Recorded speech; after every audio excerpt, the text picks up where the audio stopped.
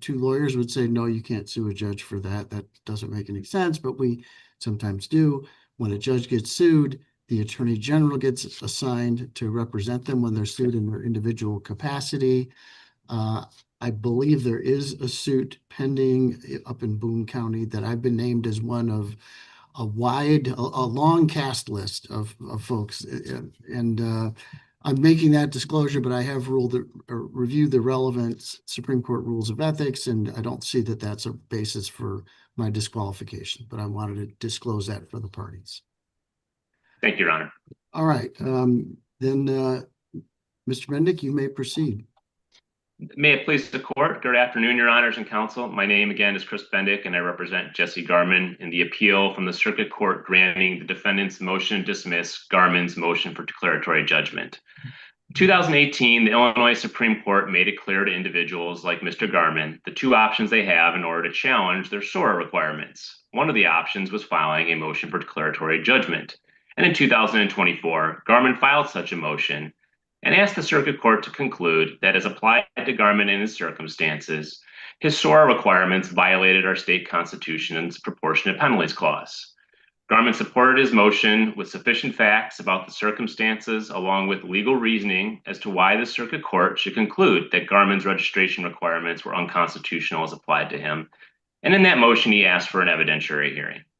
In response to the defendant's combined motion to dismiss Garmon's pleading, the circuit court short-circuited the appropriate process here and granted the defendant's motion to dismiss on several Section 2-615 grounds.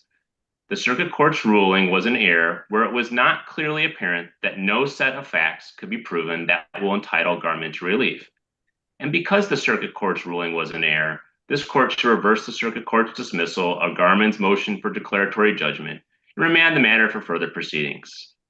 As to this, Mr. Bendick, yes, may I interrupt you to ask a question? Where this fell down, I believe, was on the determination that the regulations in question were not punitive. Even though this is an as-applied challenge, do you agree that they are either punitive in their scope or they are not? It doesn't matter. They're not punitive against one defendant and not against another. So our argument at this stage is that the circuit court did not give the due deference to the arguments that are out there that this is in fact punishment. There's well-established, authority both out of this state. I know that there's been vacated authority. But my question is, the answer to that question is going to be the same from one defendant to the next, whether they are intended as punishment by the legislature. Do you agree with that?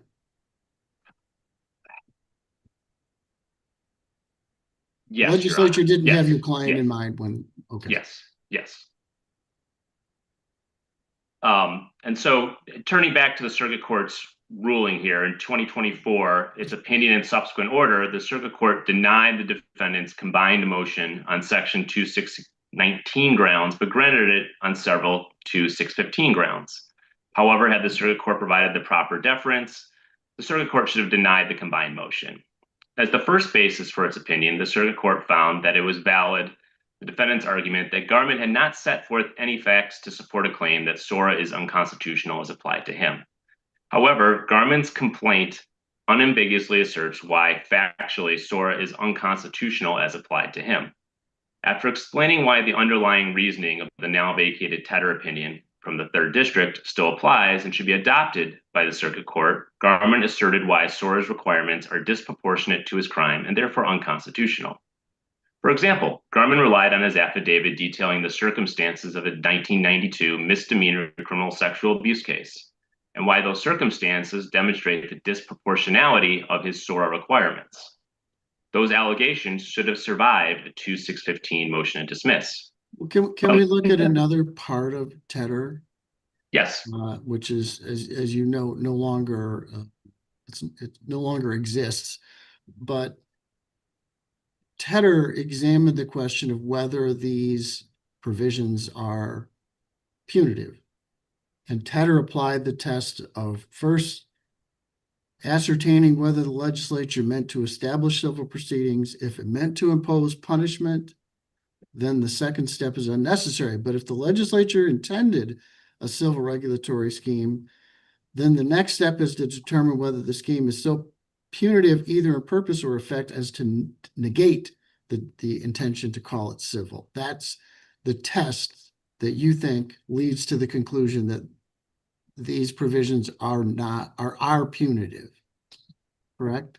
The Mendoza-Martinez test, Your Right. Honor, yes. Well, that's the same test, albeit in the context of a different constitutional guarantee, but it's exactly the same test the Supreme Court came up with in Kopf, and it found that they were not punitive.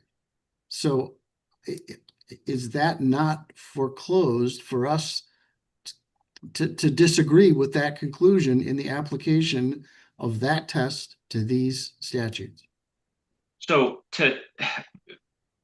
in regards to this case, because this is coming up to you on a 2-6-15 grant, okay, there must be all deference to all the arguments made on our side, since we're the non-moving No, party. not to arguments.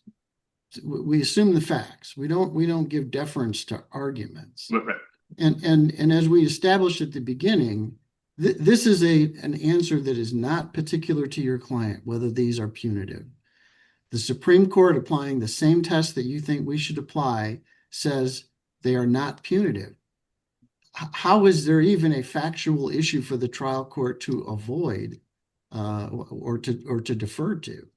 So in this case, in COP, while the Illinois Supreme Court, when analyzing the ex post facto challenge there, found it to not to be punishment. However, it did not analyze what, and as Your Honor referred to, the Tedder, now it's vacated, of course, but in that case, it relied upon the Sixth Circuit decision, the Snyder case. Right.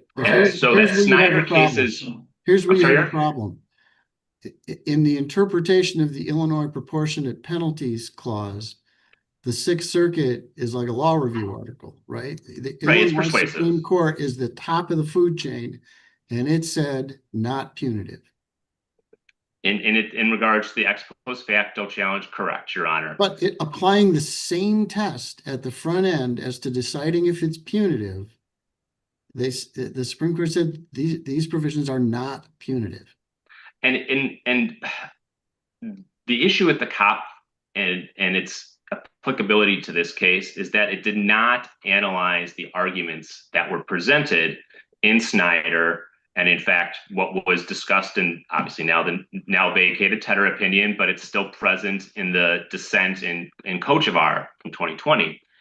Those arguments were not analyzed by the Illinois Supreme Court in COP. So we're putting the cart before the horse here, because there is a set of facts and law that, if applied to Garmon, would provide him for relief. That's why we're way beyond where we should be right now. The circuit court should not have granted this motion to dismiss. It should have denied it, should have heard all of these arguments. And then if it came to the conclusion that Your Honor is hinting at, then we'd be in a more difficult position here, I think. But 615 is an appropriate place to make a conclusion of law.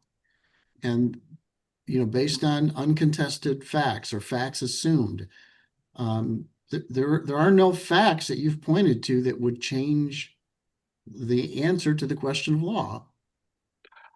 Well, on the question of law, I do think that it's an open question based on those arguments that are clearly laid out in all the other authority. And as you say, persuasive. It is not binding. However, those arguments and that law is out there. And if in general, you will not see the appellate court tell the Supreme Court, well, your analysis wasn't quite right because you didn't think of some things that should have been considered. That's typically not in our quiver.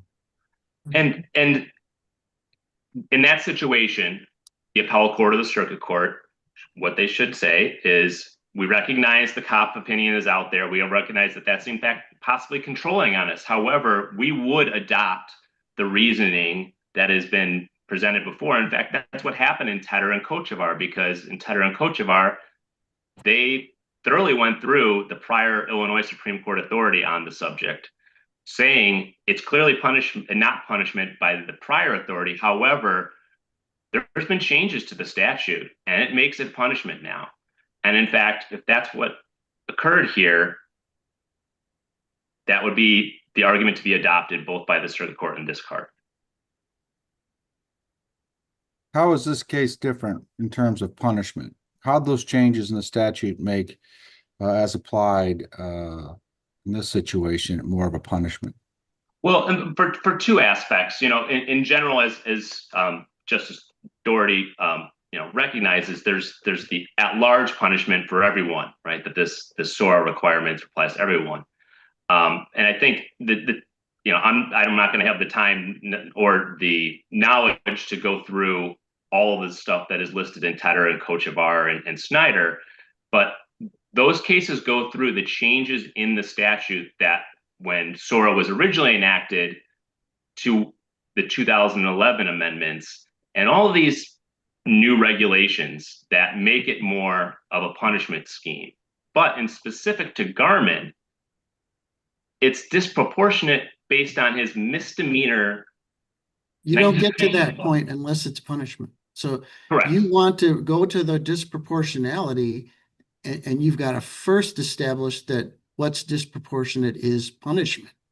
Right, Your Honor. I was trying to just answer Justice Kavanaugh it's a bifurcated analysis because, as you recognize, it has to be punishment first. And if we establish that at least there's an argument that it's punishment, that as applied to Garmon, it's a disproportionate punishment based on the facts of his 1992 misdemeanor criminal sexual abuse, which was the result of a consensual boyfriend-girlfriend relationship. It was a misdemeanor crime back then. It's still a misdemeanor crime now. It was not registration eligible in 92. It became registration eligible in 2011 when the statute was changed and looped in a bunch of retroactivity stuff. But as to Garmon's facts, it is a disproportionate punishment to require him to register for 10 years in all the intended circumstances that come with such a registration, that it's the disproportionate punishment should this court conclude that there is an argument that it is a punishment. Just to address two of the other bases for I think we've thoroughly discussed the punishment aspect of it, so I'll avoid any more of that unless Your Honors have any questions as to that. You agree, don't you, that it was a motion to dismiss for failure to state a claim? And the Supreme Court decided that it didn't state a claim because it was not punitive. So 615 was an appropriate vehicle for that determination. In COP, however, they also remanded the case for further as-applied challenge to the statute, Your Honor, for an evidentiary hearing. So, in fact, it did not grant the 615 in full. And turning back to the other bases for the circuit court's ruling here, it said that the defendant's argument in favor of the continued requirement to register under SORA is valid as argued in its memorandum in support of the defendant's combined motion to dismiss. But of course, his 2020 felony conviction for leaving his address for a few days did not cause Garmon to register. The registration occurred in 2012. That only extended his registration for 10 years post his release in 2022. So that was not a valid basis for granting the state's motion to dismiss. And as the plain language means that there's a singular case of registration, the circuit court erred there. We've discussed the punishment aspect of this, and as the reasoning of the cases that do establish that this is punishment and not a mere collateral consequence. The defendant's section 2615 motion to dismiss should have denied on that basis. Again, COP did resolve and affirm the dismissal of the proportionate penalties. I'm sorry, the ex post facto claim on the basis that it was not punitive. What was remanded were other constitutional claims that didn't depend on that punitive predicate. And again, that those paragraphs 92 to I believe 112 of COP don't analyze any of the arguments that were adopted by Snyder, frankly. I don't know. Again, the AG's office might have further insight since they represented, the state in the Kopp matter as to the briefing, but I believe Kopp was a pro se litigant before the Illinois Supreme Court. I'm not sure what arguments. I could not determine that from my Westlaw research, what was in the briefs, if this was the Snyder arguments that were adopted by Tedder and Kochevar, if they were presented in full to the Illinois Supreme Court. But at least based on that existing case law, we believe that the 2615 motion was incorrectly granted here, and this court should remand further proceedings on Garmon's motion for declaratory judgment. If your honors have no further questions, we ask that relief from the briefs and reserve a remainder of our time in rebuttal if we need to. All right, thank you, counsel. You will have 5 minutes in rebuttal. Ms. Labrie, you may proceed. Good afternoon, your honors, counsel. May it please the court. This court should uphold the dismissal of Garmon's action because he failed to state a claim for relief.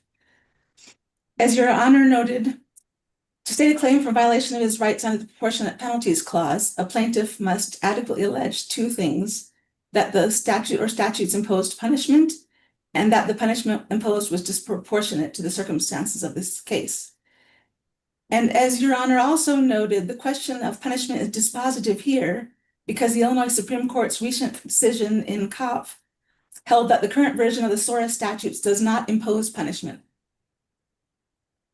Unlike the two cases that Garmon relies on, Tedder and Doe versus 125, Kopp is binding on this court, and Garmon has no way to escape the scope of its ruling. Is it binding because the Supreme Court was dealing with a different constitutional guarantee? We do not think so. First of all, it makes sense as a matter of interpretation to construe the same words, punishment and penalty, the same way for purposes of these related provisions in the same constitutional text. And it seems that the case law agrees.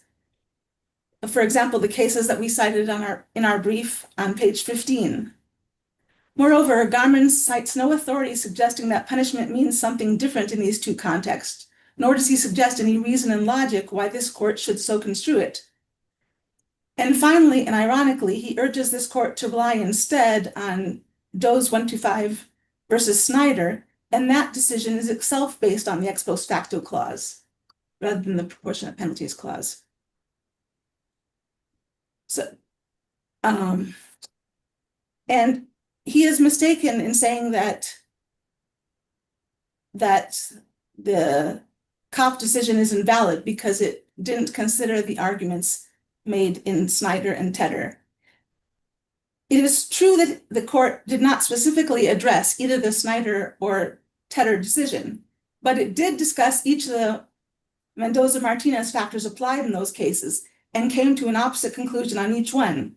It specifically held, in contradiction of Tedder, that the SORA restrictions did not place an affirmative disability or restraint on offenders, did not resemble historical punishments such as public shaming, banishment, probation, or supervised release, were not intended as retribution, had a rational, non-punitive purpose of protecting public safety, especially keeping children safe from predators, promoted that purpose through reasonable methods, and were not excessive in view of that purpose. Moreover, he doesn't point to any restriction that applies to him that Kopp did not consider.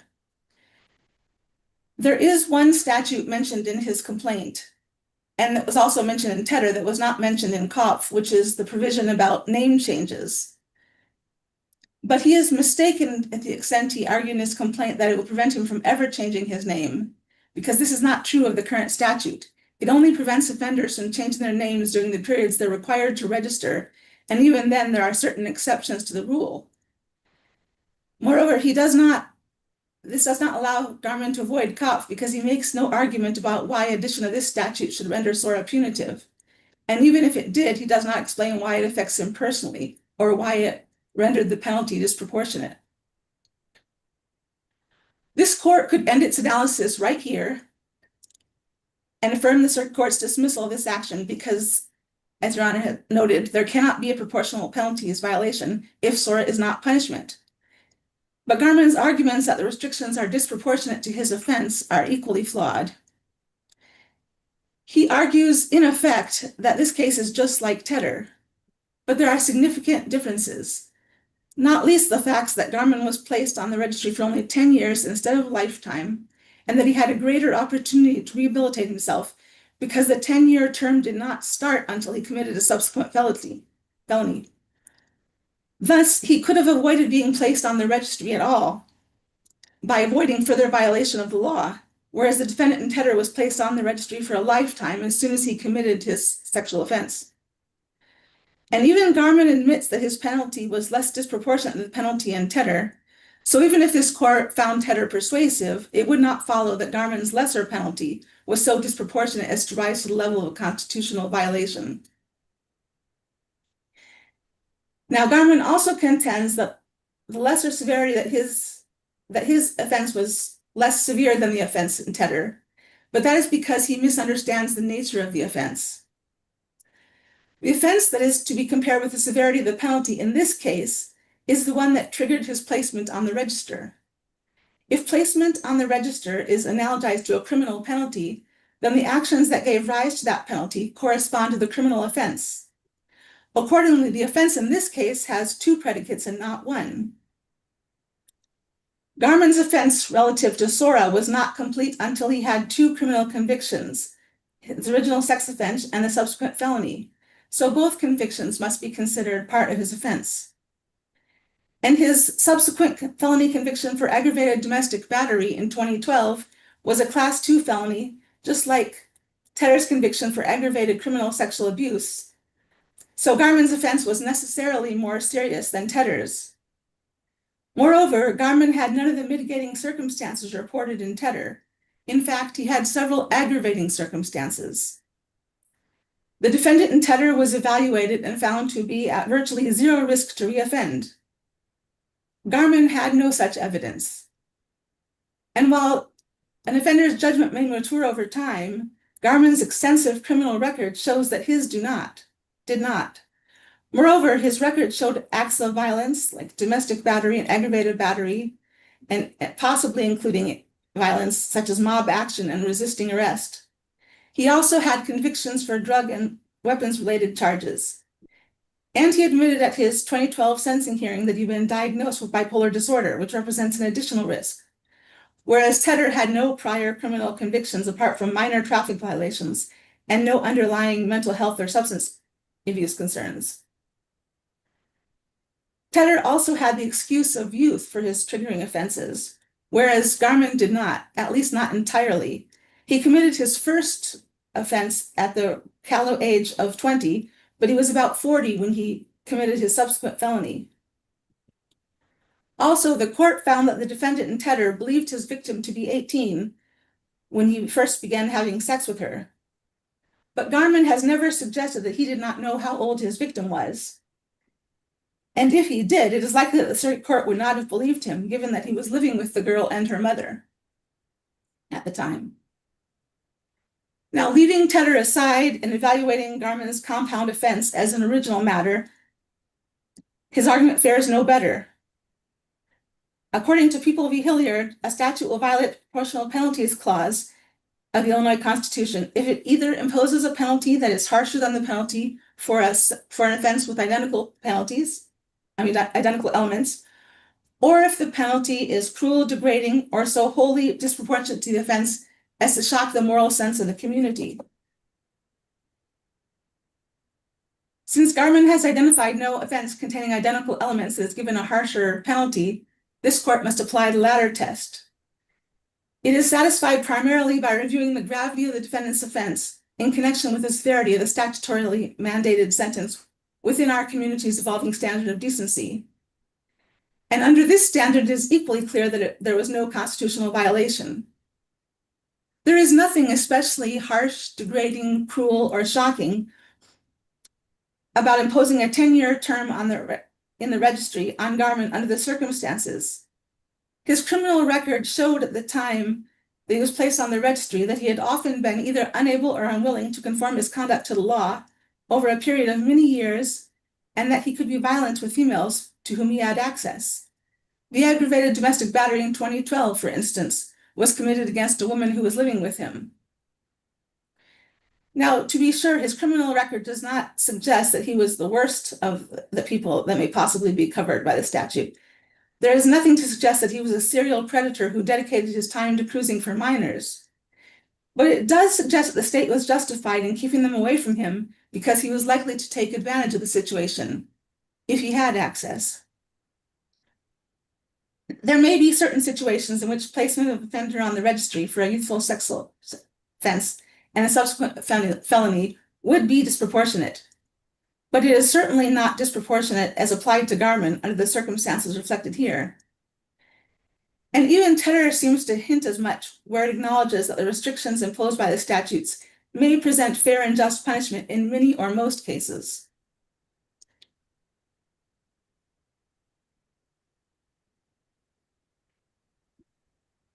And there is no question about whether the statutes accurately reflect concerns about recidivism. He argues that he had only one sex offense, but Sora takes the view that other crimes may reflect a general tendency to recidivate. It doesn't require that the subsequent felony be another sex offense, because other crimes may be like comorbidities in the sense that they help predict risk. And a statute cannot be deemed punishment on the ground that it isn't tailored enough toward its goals. It need only have a rational basis. And by the same token, this court cannot conclude that Garmon is not dangerous for purposes of proportionality analysis just because he did not have a second sex offense. We do not even know that he didn't commit one. We know only that he was not convicted for one. Well, if we don't know that he was not convicted of them, I mean, that's true of all of us, right? Yes, all I'm we not know is saying that we weren't rely upon convicted that. of one. I'm sorry. It's a little bit of an overreach to say, well, you know what, he could have had another sex offense and just not been convicted of it. That's a little bit beyond the pale. That's true of anybody who walks into the courtroom, including the person with the judge with the robe. So it just doesn't it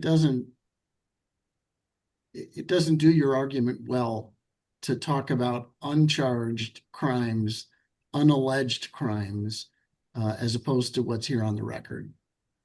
Your Honor, I didn't mean to suggest that that was a major part of that argument. I don't think we need it in light of every other argument that we've presented here. I was just mentioning that because he said it as an affirmative thing. The evidence shows he did not commit a second offense. And I'm just saying we don't know that. But I know, but the case was decided on emotion based on the facts it's pleaded, and that wasn't one of them.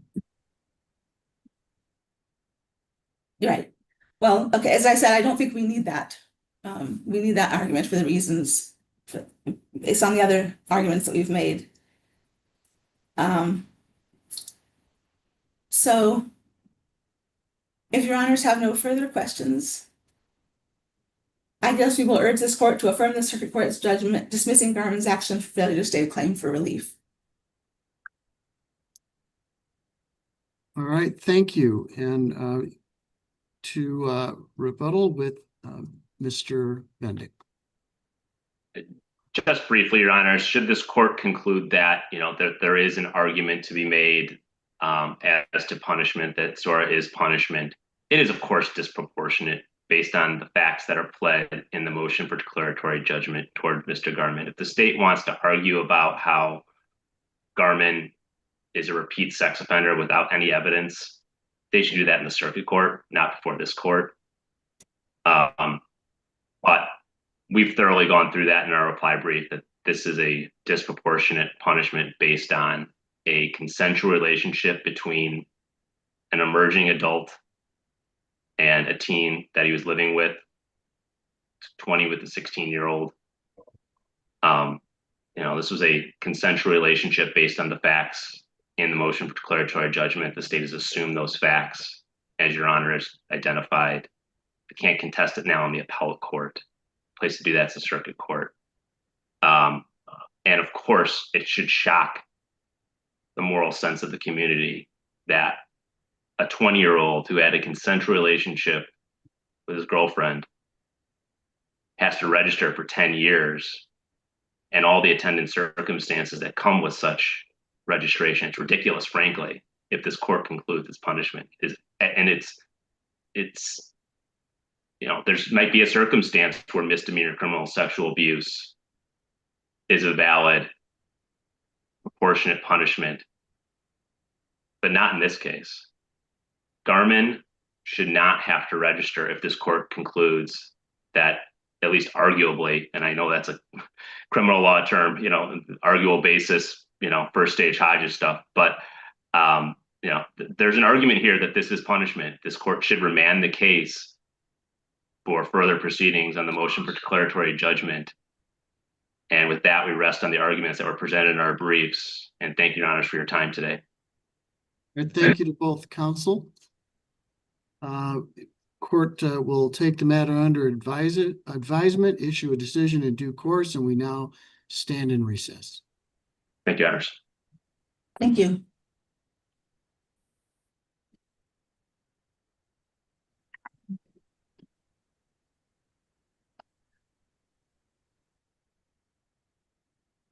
Council's out of the